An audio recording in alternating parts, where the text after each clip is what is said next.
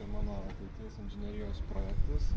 Tai kągi mes čia turime kelioninį krepšį vandeniui, kurį galima pašildyti saulės kolektoriumi. Va čia saulės kolektorius, sudėti variniai vamzdeliai, pro kuriuos teka vanduo ir kaitinant saulėje tuos varinius vamzdelius, kadangi jie labai laidūs, tai jie užšildo tą vandenį ir galima naudotis šiltu vandeniu.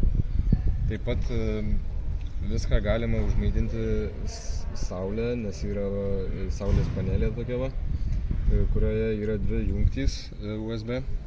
Į vieną pajungtume patį mikrovaldiklį, kuris užkaitus tam tikrai temperatūrai išjungia vandens pompą, kad nebėgiotų vanduo per vamzdelį.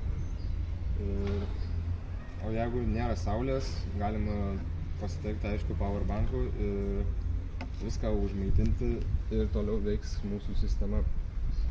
Dabar galima trumpai pademonstruoti, kaip čia viskas veikia.